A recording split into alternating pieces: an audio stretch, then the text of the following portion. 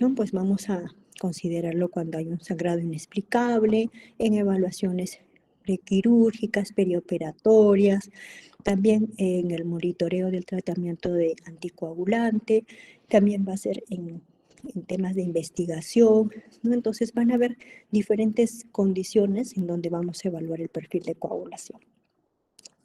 Y uno de los estudios más comunes es el de tiempo de protrombina, ¿no? Donde va a evaluar o va a indicarnos, va a orientarnos a pensar una alteración en algunos factores de coagulación como el 7, el 10, el 2, que van a ser dependientes de vitamina K, y también una alteración hepática, en donde también puede estar prolongado este tiempo, y el uso de anticoagulantes como la warfarina, ¿no? Generalmente el rango va a ser de 10 a 13, eh, en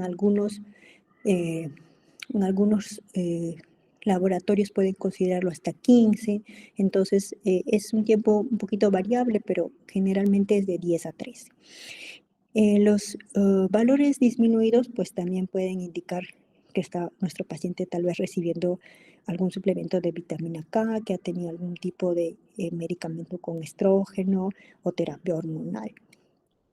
Entonces, el paciente no va a tener su plasma y se va a agregar el factor tisular, se va a agregar fosfolípidos, se va a agregar calcio y con eso vamos a tener el tiempo de protrombina, ¿no?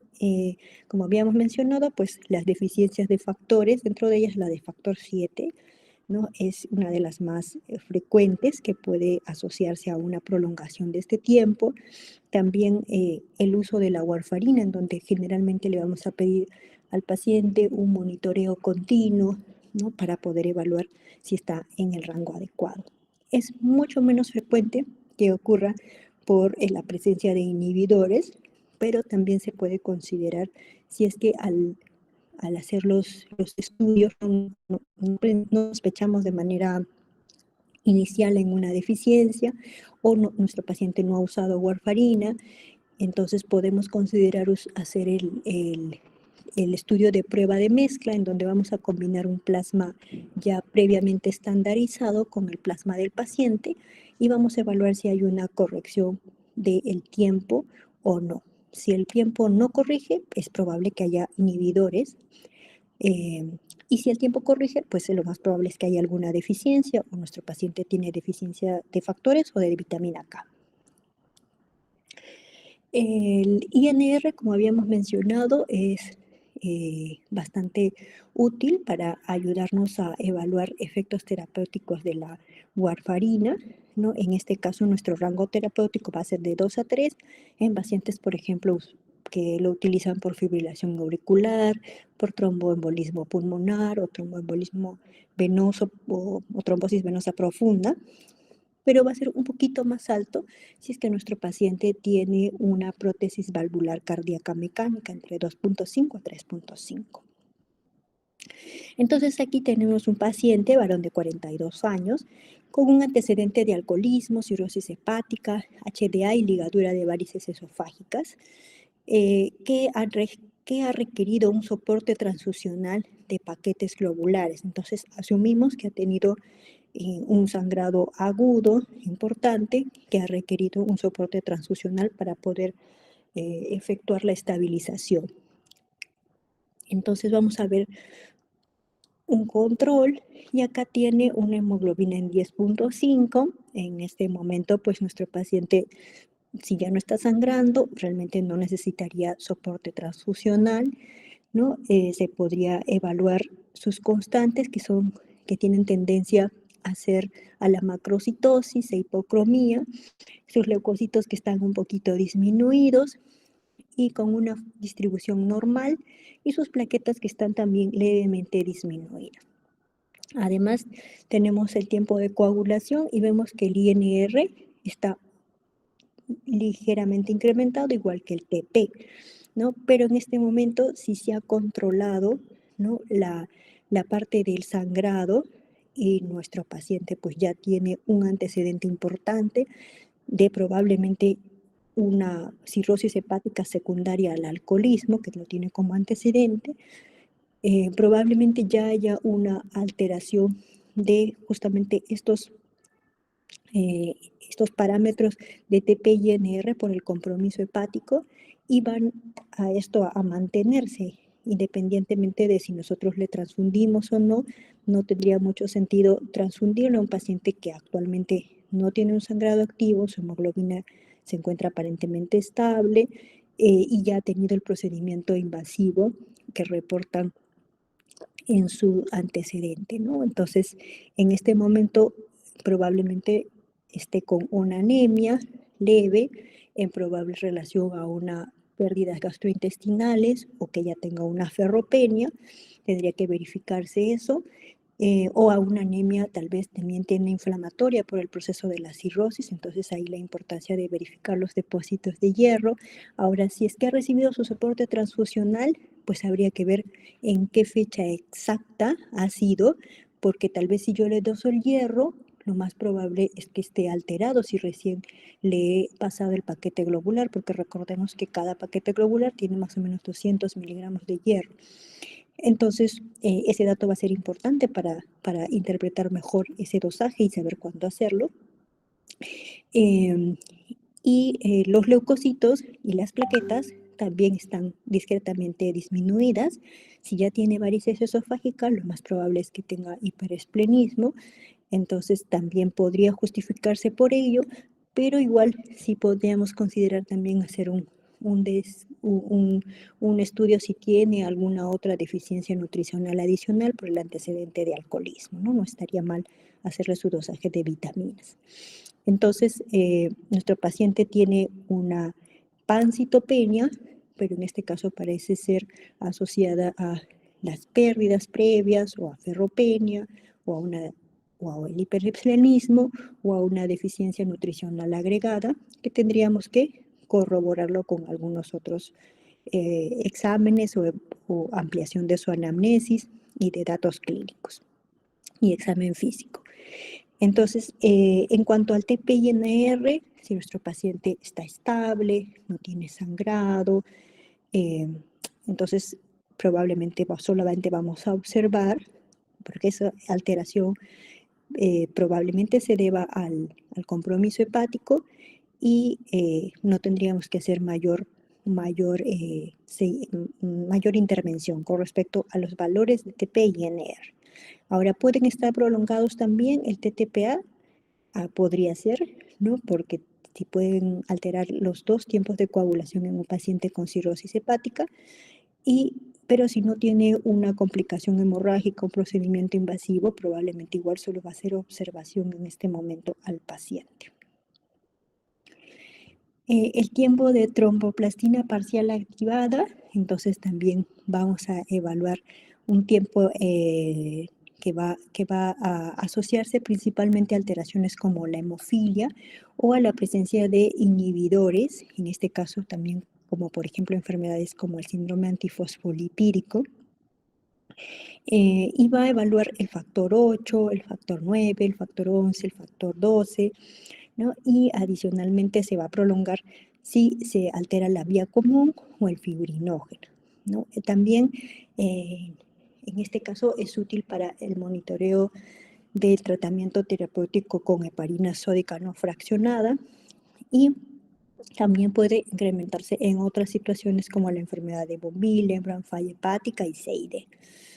Entonces, este tiempo también se utiliza el plasma del paciente, se le agrega un activador, se le agrega fosfolípidos y se le agrega calcio y con eso pues tenemos el resultado del tiempo después de evaluación de un tiempo, se evalúa este tiempo de tromboplastina activada. Entonces hacemos algo similar, evaluamos si nuestro paciente pues tiene realmente la presencia de algún factor, ¿no? Que nosotros ya sepamos por el que está prolongado este tiempo. Por ejemplo, si tiene ya una infusión con heparina, pues nuestro objetivo va a ser monitorizarlo periódicamente, más o menos cada 6 horas, para evaluar que esté en el rango terapéutico. Si nuestro paciente tiene una falla hepática y no tiene un sangrado activo, probablemente consideremos solo observación porque ya tiene una causa previamente descrita. Si nuestro paciente es un paciente de novo y solo prolonga el TTPA, pues a lo mejor pensemos que podría tener, y tiene estigmas, ¿no? Tiene lesiones, tiene equimosis, ¿no? Tiene estigmas hemorrágicos, entonces a lo mejor tiene una patología aguda como la presencia de inhibidores, que está prolongando este tiempo y que deberíamos hacer unos estudios para verificarlo. ¿Y cómo nosotros sabemos si esto es por una deficiencia de un factor o por la presencia de inhibidores? Pues nos da una sospecha nuevamente la prueba de mezcla o TTPA con corrección de plasma, en donde el plasma del paciente es combinado con el plasma, ya un plasma estandarizado que se sabe que está normal, y al combinarse pues se evalúa si es que hay una corrección adecuada o no. Si no hay una corrección adecuada, pues se considera la presencia de inhibidores y ya ahí se podría utilizar, ¿no?, fármacos inmunosupresores, y si está sangrando también se intentará, se considerará pasarle plasma o se verá si hay algún factor específico que necesite utilizar el paciente, ¿no? Y el dosaje principalmente de los factores, el 8 es uno de los más frecuentes, y ya con menor frecuencia el 9, el factor 9, ¿no? Pero el más frecuente que se altera por inhibidores generalmente es el factor 8. Entonces, esta es una paciente mujer con antecedente de 29 años, con antecedente de 2 abortos no provocados, que presenta equimosis sin traumatismo hace 5 días. Entonces, nuestra paciente tiene un antecedente importante de abortos no provocados y es una mujer joven, ¿no? Y ya estaba con la parte clínica, quimosis, pensábamos que de repente podría tener una alteración del recuento de las plaquetas o tal vez una alteración en el perfil de la coagulación, ¿no? Porque ha sido sin ningún tipo de traumatismo. Entonces, eso se corrobora con un hemograma. Hay una hemoglobina que está normal, leucocitos también con una buena distribución, pero sus plaquetas están disminuidas, están en 30.000. Entonces, eso puede relacionarse con sus equimosis sin traumatismo que refería la paciente, ¿no? Entonces, tendríamos una trombocitopenia que, considerando los antecedentes de abortos, tal vez podríamos considerar si hay alguna enfermedad autoinmune, no una trombocitopenia inmune primaria, pues por los abortos nos orientaría a pensar si hay otra patología más, tal vez un lupus eritematoso, ¿no? Un SAF, ¿no?, un síndrome antifosfolipídico por los antecedentes de los abortos no provocados. Habría que ampliar un poco más la anamnesis, y cuando vemos el perfil de coagulación, ¿no?, vemos que el TP está dentro del rango normal, el fibrinógeno está dentro del rango normal, pero vemos un TTPA prolongado, ¿no? Entonces, en este caso nos orientaría a pensar a lo mejor en un SAF, y este TTPA pues lo someteríamos a una prueba de mezcla para evaluar si hay deficiencia de factores o hay inhibidores que probablemente sean relacionados a un síndrome antifosfolipídico. En el tiempo de trombina, ¿no?, va a medir la conversión del fibrinógeno en fibrina, que es el paso final para la formación de coágulos, y puede encontrarse de 13 a 15. En algunas literaturas y laboratorios consideran que puede estar un poquito más prolongado, en 19, pero lo habitual es de 13 a 15. Y pues va a ser de utilidad para detectar disfunciones del fibrinógeno, como una coagulopatía inducida por el consumo de heparina o disfibrinogenina, es decir, que tengamos también fibrinógeno todavía en rangos normales, pero que no funcione adecuadamente. Y el tiempo de trombina usualmente se prolonga cuando los valores de fibrinógeno son menores a 1 gramo, ¿no? Entonces, este tiempo no nos va a, no es tan frecuente utilizado, pero nos da una orientación, ¿no?, de una correlación con los valores de fibrinógeno que pueden estar disminuidos o alterados en su función. Para eso básicamente es este parámetro, ¿no? Ya más o menos organizando alguna de las pruebas que hemos mencionado, recordemos que ante una deficiencia, por ejemplo, de factor 7, la prueba que va a estar prolongada va a ser el TP y el TTPA va a estar normal. En el caso de deficiencia de vitamina K, también. En el caso de enfermedad hepática, pues puede haber una combinación, puede estar solo prolongado el TP o pueden estar prolongados ambos tiempos, lo más habitual es ambos tiempos. En el uso de warfarina, solamente el TP.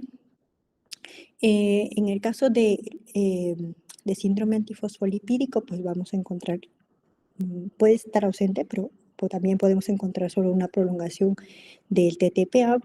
En hemofilias, las hemofilias congénitas, vamos a encontrar generalmente una prolongación del TTPA con un TP normal. En el uso de heparina, prolongación del TTPA, habitualmente con el TP normal. Y bueno, en el CID vamos a encontrar una prolongación tanto del TP como del TTPA. Entonces, además del TP y TTPA, generalmente pueden alterarse los valores de plaquetas, incrementar disminuir el fibrinógeno y aumentar el dímero D en los pacientes con CID, pero pues el CID generalmente se va a asociar a otro tipo de patología, ¿no? Puede ser una infección, puede ser postrauma, puede ser un paciente con una neoplasia hematológica, una paciente con una neoplasia sólida, entonces va a asociarse a algo más, ¿no? No va a presentarse aislado como por ejemplo una trombocitopenia inmune, sino va a estar asociado a otra condición de fondo que es la que tenemos que tratar paralelamente para evitar que nuestro paciente se complique cada vez más.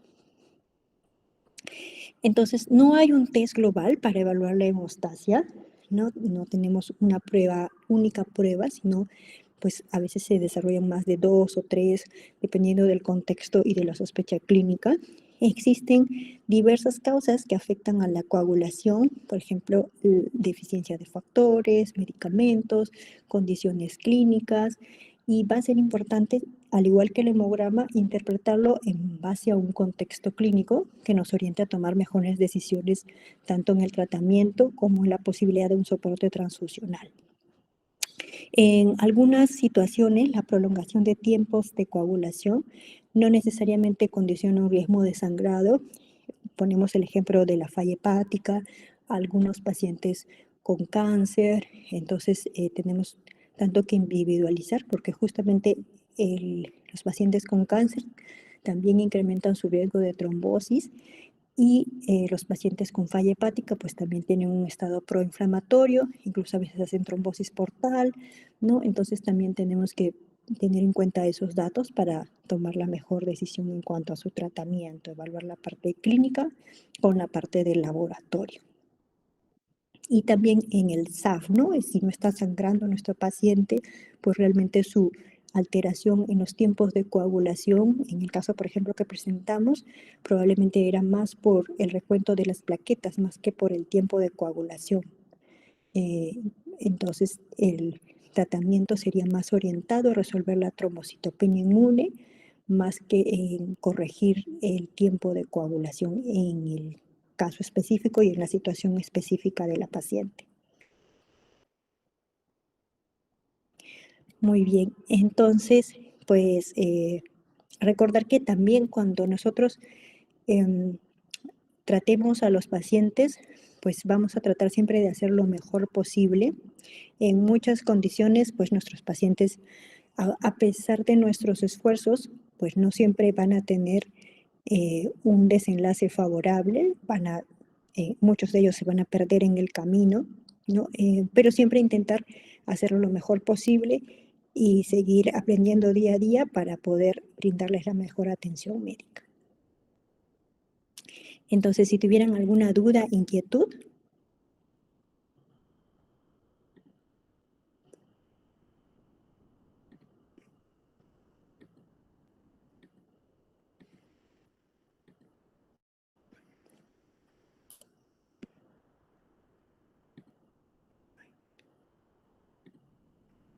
Si tuvieran alguna duda, inquietud.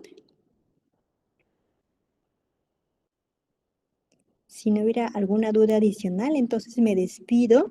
Creo que esta es nuestra última sesión. Les deseo muchos éxitos en su carrera de médicos generales en primera instancia y luego si desean hacer o no alguna especialidad, ¿no? Creo que tienen una carrera con muchas posibilidades de tener grandes éxitos, no solo personales, sino profesionales. Y espero que todo les vaya muy bien y a seguir aprendiendo y esforzándose. Es un grupo muy bueno, han tenido muy buenas presentaciones y espero pues lo mejor para ustedes. Muchas gracias, doctora. Muchas gracias. Muchas gracias, doctora.